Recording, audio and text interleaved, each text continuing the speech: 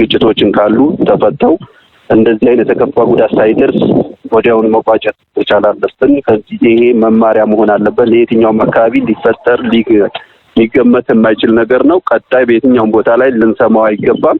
በጉራጌ ዞን 7 የአንድ ቤተሰብ አባላት የሞቱበት ምክንያት ፖሊስ እየመረመረ መሆኑን አስታውቋል። በማዕከላዊ ኢትዮጵያ ክልል በምስራቅ ጉራጌ ዞን ምስቃን ወረዳ የአንድ ቤተሰብ አባላት የሆኑ 7 ሰዎች መሞታቸውን ተከትሎ ፖሊስ ምርመራ መጀመሩን ያስታውቋል። ማታ ላይ ምግብ በልተው በማግስቱ ገጠማቸው 7 ቤተሰቦች አባት ጨምሮ እናት አሁን በህይወት አለች። እሷም ያው ቤተሰብ ስታስታምም አሁን ላይ ጉዳት ላይ ናት፣ እየታከመች ትገኛለች። አዲስ አበባ ሆስፒታል ላይ ነው ያለችው። ልጆቹ ያው መጀመሪያ ላይ 2 ልጆች ነው ህይወታቸው ያለፈው ሕክምና ላይ ያሉ ወደ ቡታጅራ አጠቃላይ ሆስፒታል መጥተው ሕክምና ሊደረግላቸው ሲል የሞቱ አሉ። እዛ ገብተው ደግሞ ሕክምና እየተደረገላቸው ቀን በቀን እየሞቱ ያው 7 ቤተሰብ እስከ ከትላንት ወዲያ ካለው ቀን ድረስ 7 ቤተሰብ ሞቷል። ምርመራ ቡድን ተዋቅሮ ከዞን ፖሊስ መምሪያ፣ ከዞን አቃቤ ሕግ፣ ከወረዳ አቃቤ ሕግ፣ ከወረዳ ፖሊስ አጠቃላይ ተውጣጣ ቡድን ተዋቅሮ የምርመራ ቡድን ምንድነው መመረዝ አለው የለውም ምንድነው ሞታቸው ምክንያት የሚለው ነገር እስከ ቦታው ተንቀሳቅሶ ምርመራ እያጣራ ይገኛል። አሁን ላይ ይፋ የምናደርገው ስለሞታቸው ምክንያት ይፋ የምናደርገው ነገር ባይኖርም ምርመራ ላይ ነው። ቀጣይ ውጤት ሲገኝ የምርመራው የሞታቸው ምክንያት ይፋ የምናደርገው ሆኖ ህዳር 6 ቀን 2018 ዓ.ም ከምሽቱ 1 ሰዓት ገደማ አቶ ኃይሌ ያበራ የተባሉ ግለሰብ ከባለቤታቸውና ከ6 ልጆቻቸው ጋር እራት ከበሉ በኋላ መሞታቸውን የማዕከላዊ ኢትዮጵያ ክልል ፖሊስ የመገናኛ ብዙሃን ክፍል ኃላፊ ኮማንደር ታጁ ነጋሽ አስታውቀዋል። ከዚሁ ክስተት ጋር በተያያዘ በምስቃን ወረዳ 10 ተጠርጣሪዎች በፖሊስ እንደተያዙም ታውቋል። አብረው ከፖሊስ ጋር የገቡ የኢትዮጵያ ጤና ኢንስቲትዩት ጤና ቡድኖች ገብተው አንዳንድ ናሙናዎች ለመውሰድ ሞክረዋል።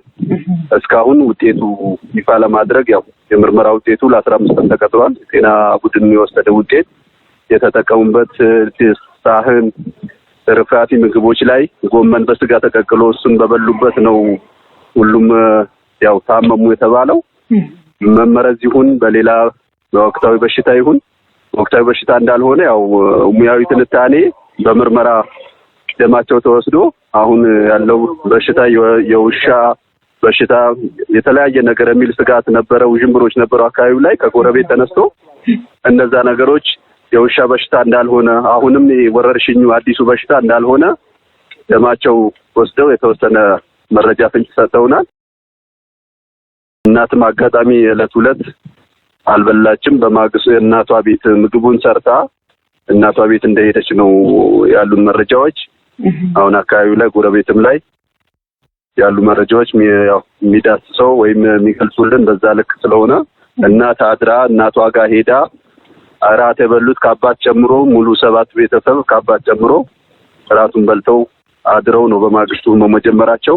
እሷ በማግስቱ እናቷ ቤት ጠይቃ ስትመለስ ህፃን ልጅ የያዘችው ህፃን ልጅ ነበር። እሱንም አጉርሳ እኔ አልበላሁም የሚል ነገር ነው። አሁን ላይ ሕክምና ላይ ስለምትገኝ ትንሽ አለ ሲላት የእሷን ውጤት የምንገልጽ ይሆናል። ከወረዳው አስተዳደርና ከወረዳው አቃቤ ሕግ ጋር በመተባበር የምርመራ ቡድን ተዋቅሯል ሲሉ ነው ኮማንደር ታጁ ተናገሩት። ከሌላ ቦታ ያመጣች የእናት እህት የሰጠችን መረጃ በዛ ልክ ነው። ጎረቤትም በዚህ ተጠርጥረው ቅርብ ያሉ ጎረቤቶችን ተጠርጥረው ያሰርናቸው ቤተሰቦችም ጎረቤቶች ወይም የሟች ወንድሞችም ባለቤቶቹ በአጠቃላይ ዙሪያ ያለ ቤተሰብ ጎረቤት ነው የታሰረው። ለጊዜው ያው የዘር ማጥፋት የሚመስል ነገር ስለተከሰተ እናት መጣለች፣ ምግቡ አልቀመስኩም ነው የምትለው። ከዛ በኋላ እያስታመመች ሰው ልጆቹ እየሞቱባት ሲሄዱ ወደ መብላት ስታሳምም በሽታ ይሁን በተለያየ ነገር እነሱ ስታነሳ ስትል ህመሙ ወደ እሷም ተዛምቶ እሷም በበሽታው ታማ አሁን ሆስፒታል አልጋ ላይ ትገኛለች። የእሷን ቃል በተመለከተ ቃል መውሰድ አልቻልንም፣ ግን እህቷ እና አቅራቢ ያሉ ሰዎች የሚናገሩት የዛን ቀን እንዳላደረችና አሁን ላይ ከሷ መረጃ ለመውሰድ ያው ትንሽ አገግም ወይም ትንሽ ወደ ራሷ ትመለስ የሚለው ነገር ተይዞ ሐኪሞች ርብርብ እያደረጉላት ይገኛሉ። ምሽት ላይ እራት ከተመገቡ በኋላ መሞታቸውን ተከትሎ የተወሰኑት የቤተሰብ አባላት ወደ ቡታጅራ ሆስፒታል ሲወሰዱ የተቀሩት ደግሞ ወደ አዲስ አበባ ሚኒሊክ ሆስፒታል ተወስደዋል። ራት እንደበሉ ወዲያውኑ በጠና ታመሙ። የአካባቢው ነዋሪዎች ተጋግዘው ወደ ሆስፒታል ወሰዷቸው ሲሉ ነው ኮማንደር ታጁ የገለጹት። ሆኖም ግን ከ8 የቤተሰቡ አባላት መካከል የ7ቱ ህይወት አልፏል። በየቀኑ ይሞቱ ስለነበረ በየቀኑ ያው እንደሞቱ ያው በዛው ማህበረሰቡ ቤተክርስቲያን በቅርበት ስላለ የቀብር ስርዓታቸው በዛው ወዲያው እስከ ማምሻት ጭምር እስከ በማታው ለቂጤ ከ12 ሰዓት በኋላ ጭምር የቀብር ስርዓታቸው የፈጸሙበት ሁኔታ ነው ያለው።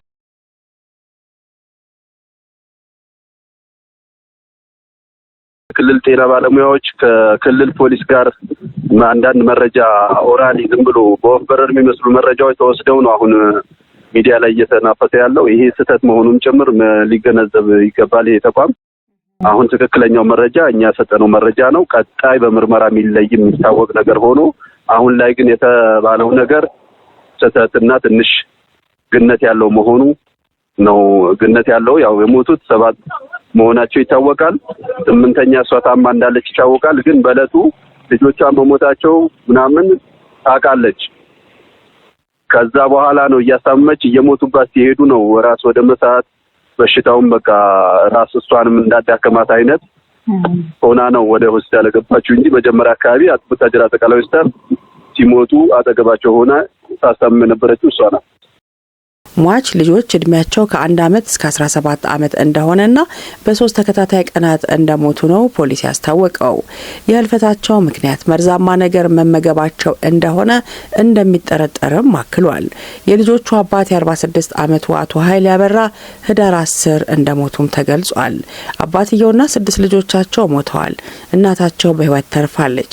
በጽሁፍ መግባባት እንደምትችል አውቀናል ሲሉ ነው ኮማንደር ያስረዱት።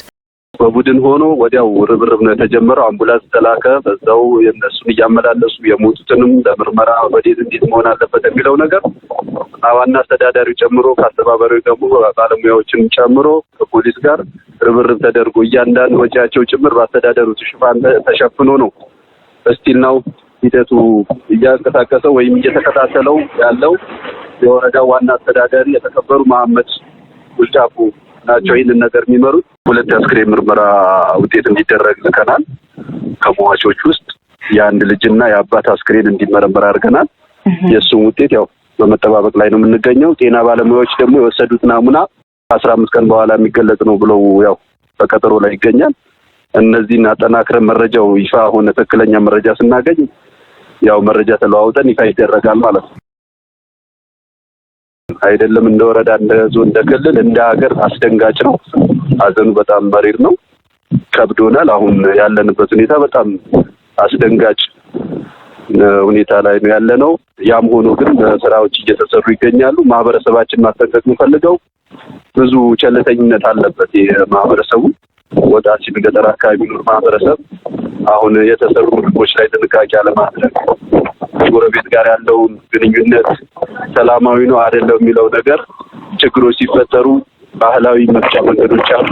የተለያዩ ነገሮች ቁርሾ የሆኑ ወደ መጠቃቃት መድረስ የለበትም። አንዳንድ ጥርጣሬዎቻችን አሁን ትንሽ ከዚህ ጋር አያይዘን የምናነሳው እናት ወይዘሮ ዳመነች ዳምበል በሚኒሊክ ሆስፒታል በጽኑ ህሙማን ክፍል ውስጥ ይገኛሉ።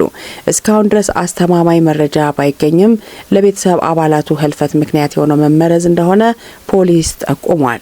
የልጆቹ እናት በህይወት ከተረፉ በምንም ምክንያት መመረዙ እንደተከሰተ ለማወቅ እንደሚረዳ ፖሊስ አስታውቋል።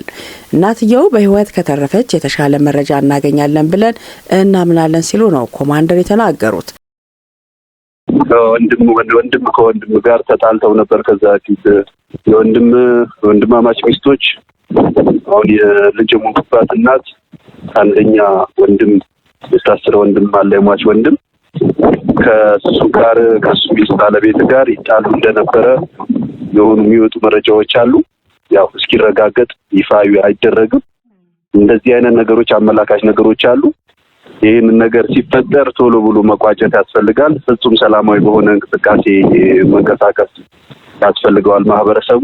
እንደዚህ አይነት ነገሮች ሲኖሩ ቶሎ ብሎ ጥቆማ እየተሰጠ መረጃ እየተለዋወጠ ጤና ባለሙያም ጭምር ቦታው ድረስ ተንቀሳቅሶ አስፈላጊ ድጋፍና ክትትል የሚያደርግበት ሁኔታ ስላለ በማህበረሰባችን መጎዳት የለበትም። የግጭት መፍቻ መንገዶች ብዙ ከህግ ባሻገር ባህላዊ የግጭት መፍቻ መንገዶች አሉ። በእነዛ ግጭቶችን እየፈታ መጠቃቃት የሚመስሉ ነገሮች መከሰት የለባቸውም የሚል ነገር ራሱን መጠበቅ እንዳለበት፣ ጥንቃቄ ማድረግ እንዳለበት በዚህ ማሳሰብ እፈልጋለሁ። በአዲስ አበባ ሚኒሊክ ሆስፒታል የተደረገው ምርመራ ውጤት እየተጠበቀ ነው። ምንድነው የተመገቡት፣ በምን ምግብ ነው የተመረዙት የሚለውን በተመለከተ ሆስፒታሉ የምርመራውን ውጤት ለፖሊስ ሲያጋራ የሚታወቅ ይሆናል ሲሉም አክለዋል። ፖሊስ የቤተሰቡን አባላት ህልፈት አሳዛኝ ሲል ገልጾታል። ለወዳጅ ዘመዶቻቸው ሁሉ እኛም መጽናናትን እንመኛለን።